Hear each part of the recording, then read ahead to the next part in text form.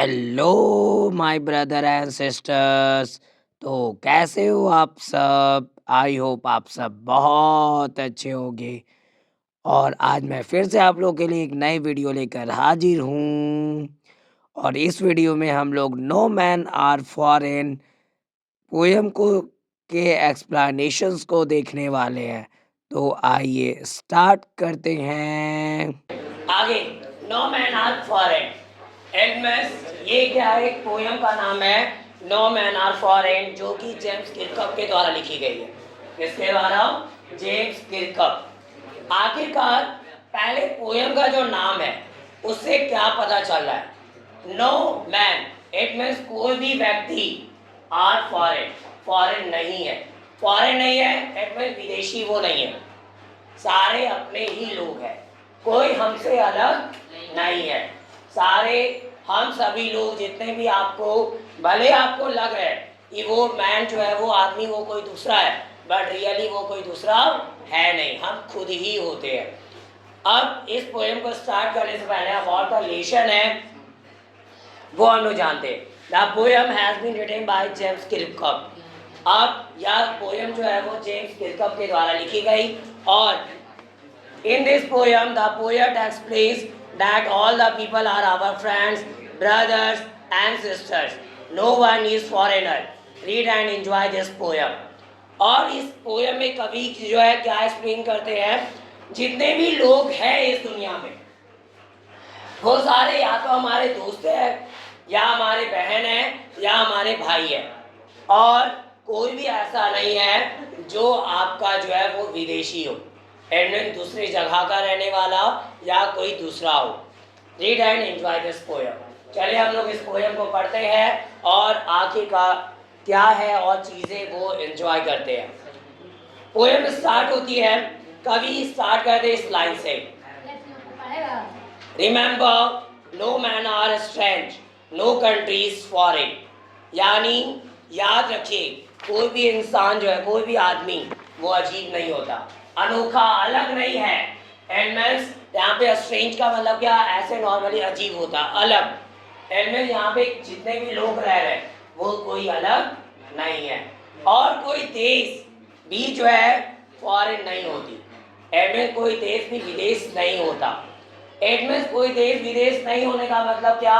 कि आज जिस देश में हम रह रहे हैं, हम लोग का देश का क्या नाम है? भारत। भारत में हम लोग रह रहे हैं। अब और भी कई सारे देश हैं, लगभग 200 देश है पूरे संसार में। विदेश टोटल देश की संख्या 200 है। विदेश तब बोलते हैं जब हम अपने देश के अलावा दूसरे देश की बात करते हैं। समझ में आ गया?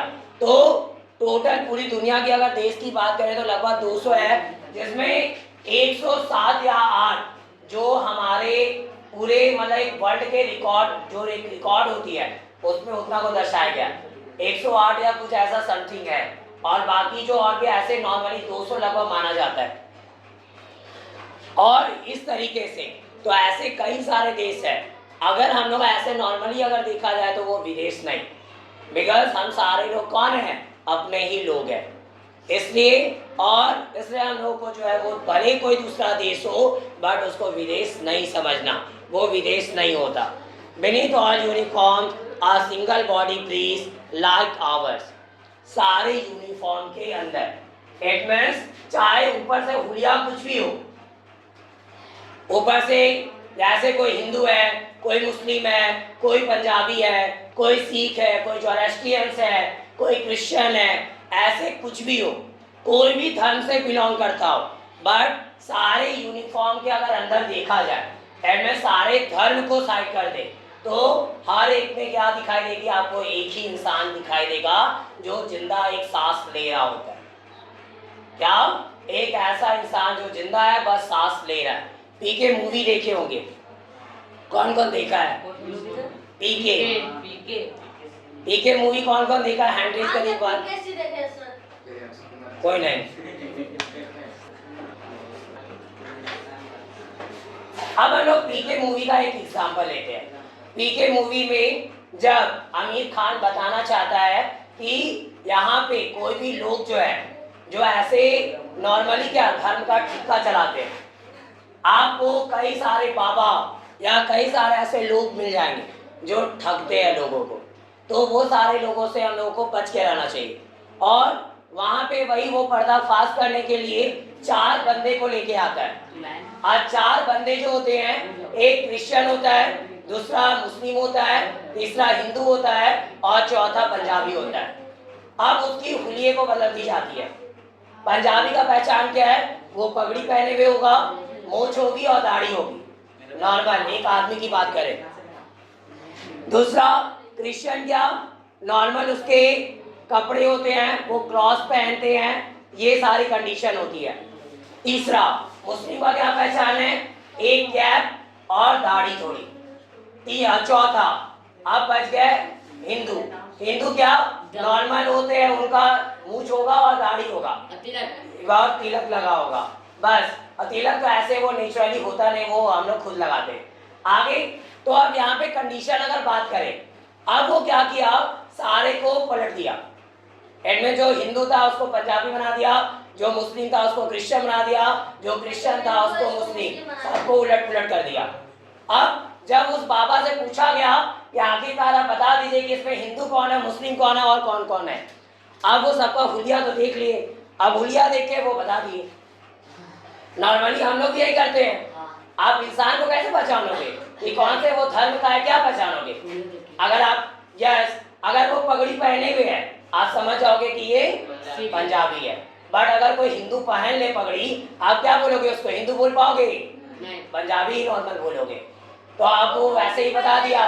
बट रियल मायने में तभी जो है आमिर खान क्या करता है, वो पगड़ी जो पहने में था उसका पगड़ी को उतरवाता है। दूसरा जो जिसको कैप पहना के मुस्लिम बना दिया था, उस कैप को उतरवा देता है, और दाढ़ी जो लकड़ी लगी हुई थी उसको उतार देता है। ऐसे वो सबको चेंज कर देता है। एडमिन उसके रियल रूप को बता देता है कि जो आप बताए वो गलत है। ये रियल में जो है ये हिंदू है, ये रियल में ये मुस्लिम है, रियल में ये क्रिश्चियन है, और रियल में ये जो है पंजाबी है। समझ में आ गया? बट पहचान क्या, सिर्फ हुलिया देके हो रहा है। भगवान कोई ठप्पा लगा के नहीं भेजता, एडमिन कोई मार कर नहीं देता है। हर एक इंसान जितने भी इस दुनिया में रह रहे, किसी का कोई पहचान नहीं है। अगर नॉर्मली अगर देख लिया जाए, आप नॉर्मली अगर किसी को देख लोगे तो आप पहचान नहीं पाओगे कि वो मुस्लिम है या हिंदू है या क्रिश्चियन है या पंजाबी है। आप नॉर्मल किसी को नहीं पहचान सकते हो, बिकॉज भगवान कभी धर्म के नाम पे भेदभाव करते ही नहीं है। तो ये भेदभाव जो किया गया वो सारे जो है इस धरती पे ही हुई है। और इसलिए हम लोगों को इससे ये सीख मिलती है, हम लोगों को ईश्वर पे विश्वास करनी चाहिए, पॉजिटिव एनर्जी पे विश्वास करना चाहिए, बट ढोंगी लोगों पे विश्वास नहीं करनी चाहिए। हम लोगों की आदत क्या होती है, कुछ भी छोटा मोटा प्रॉब्लम आ भी जाता है तो हम लोग पंडित के पास या फिर क्या बोलते हैं और भी कई सारे लोगों के पास जाते हैं, साधु लोग के पास या भगत के पास, और भी बहुत सारी चीजें। समझ में आ गया? तो ये सारी चीजें क्या, हम लोगों को जितना हो सके ये सारी चीजों से बच के रहना चाहिए। ये सारे लोग बस लूटने के फेरे में ज्यादा होते हैं। नॉर्मल हम लोगों को विश्वास, अगर देखो अगर सच्चा विश्वास अगर उस ऊपर वाले पे रखते हो तो एक भी बाल बागा कोई कर नहीं सकता आपका। अगर सच्चा विश्वास उस पे है तो फिर ये आपको जो है दूसरे लोगों को ढूंढने की जरूरत नहीं पड़ेगी। अगर दूसरे लोगों से देखे, एक बढ़िया एग्जाम्पल हम कहीं सुने थे, वही एग्जाम्पल दे देते आप लोगों को भी। जब कभी भी अगर प्रॉब्लम किसी से क्या बोलते हैं पूजा करवा लेने से या झाड़ फूक करवा लेने से अगर आपकी प्रॉब्लम सुलझ जाती, तो आज जब राम भगवान इस धरती पे आए थे तो राम भगवान को इतना दुख झेलना नहीं पड़ता, और ना ही जो है सीता माँ को इतना कष्ट झेलना पड़ता। समझ में आ गया? अपना बस चलाकर वो कुछ भी कर सकते थे। आज तक जितने भी लोग यहाँ आए, जितना प्रॉब्लम वो झेल के गए, तो वो लोग जब अपने प्रॉब्लम को सुलझा, भगवान होकर जब वो सॉल्यूशन नहीं किए तो फिर हम लोग कौन से खेत के मूली है? समझ में आ गया? तो चाहकर भी जो प्रॉब्लम आ रही है ये ढोंगी लोगों के पास जाकर कुछ इसका सुलझाव नहीं जा सकता। एंड वो प्रॉब्लम आपकी खत्म नहीं होने वाली। आप जैसा कर्म करोगे आपको वैसा फल तो मिलेगा ही मिलेगा, चाहे आप उसके लिए बहुत पूजा पाठ करो या कुछ भी करो। आप जैसा कर्म करोगे उसका बदला आपको मिलने वाला है। आपको पता होगा न्यूटन का एक लॉ होता है, जब कोई चीज आगे फेंकी जाती है तो वापस रिटर्न आती है, समझ में आ गया, और वो और प्रेशर में आती है। आप खुद ही देखो, बॉल को जब ऊपर फेंकते हो, नॉर्मली वो बॉल जो है जितना आप स्पीड से फेंके उसके कई गुना ज्यादा स्पीड से वो नीचे आती है, समझ में आ गया। और जब स्पीड से आती है और अचानक आप वहां पे उसके सामने जस्ट नीचे खड़े हो तो धाक से आपके सिर पे लगती है, समझ में आ गया।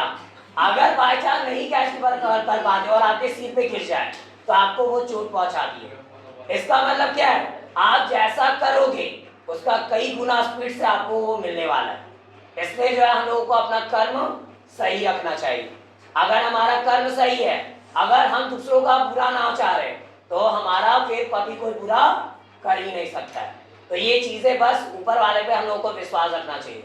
बाकी आप बुरा कर रहे हो एक साइड पे और इधर पूजा पाठ पे बुरा लगे हो, एकदम भगवान मुझे क्या बोलते हैं, चीटिंग कर रहे हो इधर एग्जाम में और बोलोगे भगवान पास करवा दीजिएगा, तो पास क्या, वो 2 मिनट का वो पास है, ठीक है। उसके बाद कितना बड़ा प्रॉब्लम आने वाला वो खुद आप जानते हो। दूसरे को धोखा दोगे तो यही मिलने वाला है, और किसी के साथ बुरा करोगे तो यही उल्टा मिलने वाला है। इसलिए अपना कर्म सही होना चाहिए अगर आप अच्छा अपना जीवन चाहते हो। आगे अब पोयम क्या बोलते हैं, A single body breathes like ours, हम लोगों की तरह ही एक सिंगल शरीर ही जो है वो सांस लेती है। और आगे क्या, The land our brothers walk upon is earth like this, in which we all shall lie। अब यह जो भूमि है, our brothers walk upon, जिसपे हमारे भाई लोग टहलते हैं, हमारे भाई लोग चलते हैं, इनमें जो भी लोग हैं यहाँ पे इस धरती पे हैं, वो जो लोग चलते हैं, इज अर्थ लाइक दिस, और इसी तरह हमारी पृथ्वी भी है, क्या, इन विच वी ऑल शैल लाई, और जहाँ पे हम क्या होंगे, स्थित रहेंगे, इनमें यहीं पे हम लोग रहेंगे। और आगे, they too aware of sun and air and water, और वे जागरूक है, उनको भी सन का के बारे में पता है, फिर हवा के बारे में और पानी के बारे में, वो भी सूरज से जो है वो एनर्जी ले रहे हैं। क्योंकि जो भोजन है ऑटोमेटिक अगर देखा जाए, अगर सूरज ना होती तो भोजन भी ना होता, तो हम सारे इंसान भी ना होते। जब सूरज ना होता तो पेड़ पौधे ना होते, और पेड़ पौधे ना होते तो भोजन हम लोग को नहीं मिलती, और भोजन नहीं मिलता तो हम इंसान भी नहीं होते। दूसरा, एयर, हर एक इंसान जो है हवा ले रहा है, वो भी एक है, ऐसा है।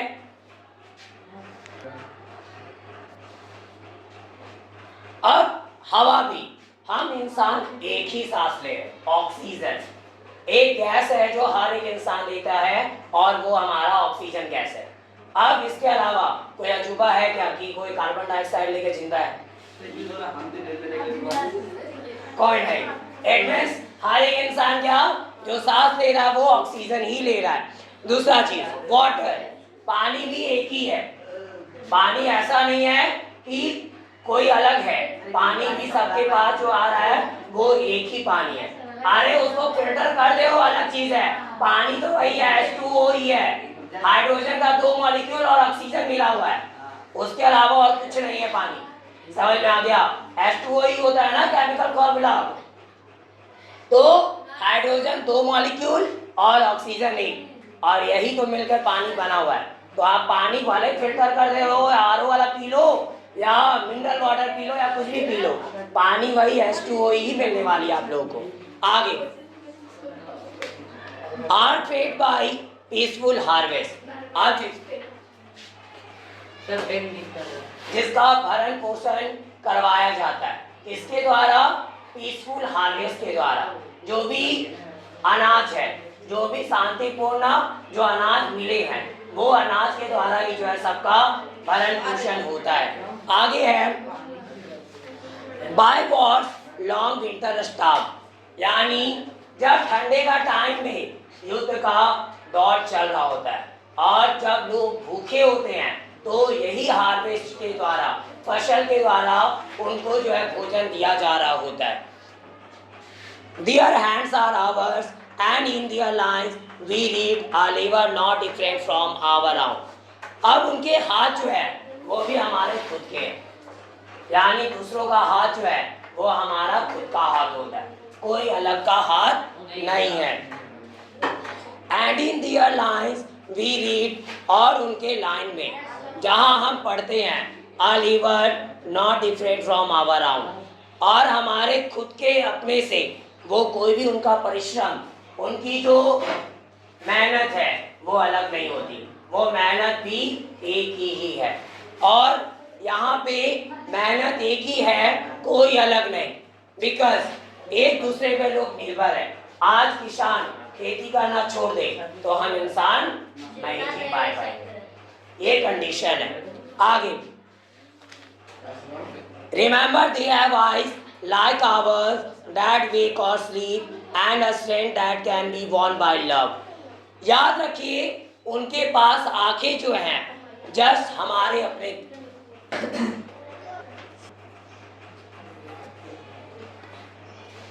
और उनके पास जो आंखें हैं वो हमारे खुद की तरह है, डैट वेक और स्लीप, जो जगते भी हैं और सोते भी हैं। हम लोग जैसे जगते हैं और सो जाते हैं वैसे वो लोग भी जगते हैं और सो जाते हैं। एंड अ स्ट्रेंथ, और शक्ति, that can be won by love, और जो शक्ति है जिसको सिर्फ प्यार के द्वारा जीत सकते हैं। अगर आप चाहते हो पूरी दुनिया अपनी हो जाए, शक्ति कब आएगा? जब हम लोग एक दूसरे के लिए अच्छा सोच रहे हो, यानी हम लोग अच्छे एक दूसरे को अगर दोस्त बना ले, यानी कि हम हर एक लोगों को अपना बना ले, तो वही जो हमारे लिए क्या होती है? शक्ति होती है। बिकॉज आपके पास जितने लोगों की संख्या होगी आप उतने पावरफुल हो। यूनिटी इज अ स्ट्रेंथ, एक का स्लोगन है, यूनिटी इज अ स्ट्रेंथ, एकता ही बल है। तो एकता ही बल का मतलब क्या? जितने लोगों का समूह है उतना ज़्यादा आप पावरफुल हो। तो यहाँ पे ये तभी होगा जब आप प्यार होगी आपके अंदर, एंड दूसरों से प्यार से बात करना जानोगे, आप दूसरे को रिस्पेक्ट दोगे। कहावत भी है, जो चीज़ें हम लोग दूसरों को देते हैं वो चीज़ें बदले में मिल जाती है। आप दूसरे को रिस्पेक्ट नहीं दोगे तो आप कभी आशा नहीं कर सकते हो कि वो बंदा भी आपको रिस्पेक्ट देगा। आप दूसरे से प्यार से बात नहीं करते हो तो फिर भूल जाना कि आपके बुरे समय पर वो आपका साथ देने वाला है। बिकॉज हमारी बोली जो डिसाइड कर देती है कि कितने लोग आपके अपने हो सकते हैं और कितने लोग आपके पराये हो सकते हैं। आपके अपने रिलेशनशिप भी खराब हो सकती है अगर आपकी बोली खराब हो गई। आपका पुराना कोई भी रिश्ता हो, अगर आपकी बोली खराब हो जाती है तो वो रिश्ता को टूटने में देर नहीं लगेगा। तो सबसे मोस्ट इम्पोर्टेंट क्या? अपने आचरण सही रखना। आपको लोगों से कैसी बात करनी है, हर एक चीज़ की तमीज होनी चाहिए। चाहे आप छोटों से बात कर रहे हो, चाहे आप बड़े से बात कर रहे हो, आपको हर एक चीज़ का नॉलेज होना चाहिए और कहाँ पे क्या किसको बोलना है वो सारी चीज़ें भी पता होनी चाहिए। कभी भी किसी के सामने भी किसी को भी कुछ भी नहीं बोल सकते हम लोग। तो ये सारी चीज़ें हमारे अंदर समझ जरूर होनी चाहिए, तभी जो है हम लोग एक स्ट्रेंथ को ला सकते हैं। और स्ट्रेंथ तभी आएगी जब लव होगा, एडमेंट प्यार के बलबूते, नफरत के बलबूते नहीं। आप किसी से नफरत करोगे, आप जलोगे किसी से, तो आप दूसरों का बुरा चाहोगे, और किसी का अगर बुरा चाहते हो तो आपका पावर बढ़ने वाला नहीं है, एडमेंस आपका कोई साथ देने वाला नहीं होगा। बट आप जितने लोग अपना बना लोगे, और अपना भी हम लोग क्या प्यार से ही तो बना सकते हैं। आप जितने अच्छे से आप लोगों से बात करते हो, आप ये नहीं कि आप सामने से जो एकदम अच्छा अच्छा मीठा मीठा बोलो और अंदर ही अंदर गाली दे रहे हो, वो चीज़ें नहीं होनी चाहिए। बिकॉज आपकी रियलिटी एक ना एक दिन सामने आ ही जाती है, इसलिए वैसा भी नहीं होना है। नॉर्मल सी बात है कि किसी दूसरे के इंसान के प्रति आपका भाव अच्छा होना चाहिए, आप दिल से जो है उसके प्रति अच्छा सोचो। आगे, in every land is common life, आप प्रत्येक भूमि में एक ही जीवन है, कॉमन लाइफ होती है, जीवन एक समान होता है। That all can recognise and understand, और जो कि सभी लोग उसको पहचान सकते हैं और उसको समझ भी सकते हैं। Let us remember whenever we are told to hate our brothers it is ourselves. देखिए, आप हमेशा हम लोगों को याद रखना चाहिए। क्या याद रखना है? जब कभी भी आपको बताया जाए कि आप उससे नफरत करो, या फिर आपको बोला जाए अपने नफरत करने के लिए अपने भाई से, एट मीन्स हमारे जो to hate our brothers it is our self, यानी जब आपको दूसरे लोगों से, जिसको आप ऐसे पूरी दुनिया के कोई लोग जो है वो क्या हमारे ब्रदर्स एंड सिस्टर है, और उनसे जब नफरत करने को बोली जाए तो समझ जाना आप उससे नफरत नहीं, आप खुद से नफरत कर रहे हो। आप किससे नफरत करते हो? खुद से नफरत करते हो, बिकॉज वो कोई दूसरा नहीं, हम खुद होते हैं। आगे that we shall disposes betray और condemn, और हम क्या करेंगे? नफरत के लिए हम लोग क्या करते हैं? उसके चीज़ों को, उसको जो है, जो अधिकार मिली है उसको छीन लेते हैं, उसके अधिकार को छीन लेते हैं। दूसरा, उसका जो है उसको हम लोग धोखा देते हैं। तीसरा, निंदा करते हैं। हम लोगों की आदत होती है जब कोई दो दोस्त हो, तीसरा कोई आ जाए आपको जो है बहकाने के लिए अपने आपके दोस्त के बारे में, तो आप तुरंत जो है वो उस पर विश्वास कर लेते हो। तो ये सारी चीज़ें नहीं होनी चाहिए, बिकॉज अगर आप किसी का बुरा किसी के बोलने पे चाह रहे हो, इसका मतलब है कि आप गलत हो। इसका मतलब है कि आप जो है अपने आप के बलबूते नहीं जी सकते, आपको खुद सही और गलत का ज्ञान नहीं है। कई लोग होते हैं, अगर कोई दूसरा बोल दिया तुमको उसको मारना चाहिए या तुमको उसको डांटना चाहिए, तो वो डांटना और मारना शुरू कर देता है। उसको खुद भी नहीं पता होता कि आखिरकार वो मार क्यों रहा है या डांट क्यों रहा है, क्योंकि उसको खुद का समझ है ही नहीं। तो ये सारी चीज़ें नहीं होनी चाहिए। इससे बोला जाता है हम लोग के अंदर समझदारी, अपनी बुद्धि खुद की होनी चाहिए। अगर कोई भी कुछ भी बुरा करने को किसी के साथ बोल रहा है तो आप पहले सोच लो क्या रियली वो सही है या गलत है। आप हर एक चीजें, हमको भी बहुत सारी चीजें बोली जाती है, बट हम अपने दिमाग का इस्तेमाल करते हैं, कहाँ पे क्या चीजें करनी सही है और कहाँ पे क्या चीजें करनी गलत है। तो अपने दिमाग का यूज करना लोगों को सीखना चाहिए। दूसरों के बलबूते रहोगे तो आपका जो इमेज है, जो आपकी अच्छाई है, वो कब खत्म हो जाएगी वो पता नहीं चलेगा। इसलिए जो है पहले देख लो, जांच परख लो। कभी भी इसलिए बोला जाता है कुछ भी डिसीजन लेने से पहले उस चीज को एनालाइज करना चाहिए। क्या करना चाहिए? एनालाइज करना चाहिए, उसका विश्लेषण करना चाहिए कि आखिरकार वो चीजें कहाँ तक सही है, कहाँ तक गलत है। और कोई भी चीजें किसी को बोलने से पहले 100 बार जरूर सोचनी चाहिए, बिकॉज अगर वही चीज अगर आपको कोई बोल दे तो कैसा लगेगा। ये चीजें हमारे अंदर जरूर होनी चाहिए। अगर आप किसी को गाली दे रहे हो, आप पहले खुद सोच लो कि अगर वही गाली हमको कोई बदले में दे दे तो अगर हमको बुरा नहीं लगेगा तो वो चीज़ सही है, फिर आप दे सकते हो। आपको खुद पता चल जाएगा कि जो काम आप कर रहे हो दूसरों के साथ, अगर वही का चीज़ आपके साथ कोई करते तो आपको कैसा फील होने वाला है। और उसके बाद अगर आपको लग रहा है कि नहीं हमको भी बहुत मजा आएगा अगर कोई गाली दे दे, तो आप ही दे दो, कोई दिक्कत नहीं है। बट उस टाइम पे भी बर्दाश्त करने के लिए तैयार है ना। अभी नहीं कि आप एक गाली दियो, अगला 2 को गाली दिया तो आप बमक गए, तो ऐसा नहीं होना चाहिए। फिर तो आप उसके लिए भी तैयार रहना, क्योंकि कहावत भी 1 दोगे तो बदले में 10 भी मिल सकता है। तो इसलिए जो करोगे उसका बदला अगर चुका सकते हो तो फिर कर लो, कोई दिक्कत नहीं है। आगे, it is the human earth that we define, और यह मनुष्य की ही पृथ्वी है जिसको हम लोग अशुद्ध कर देते हैं। क्या कर देते हैं? अशुद्ध। बिकॉज किसी को धोखा देना, किसी के साथ गलत करना, और तो क्या हम लोग अपनी पृथ्वी को ही तो बर्बाद कर रहे होते हैं।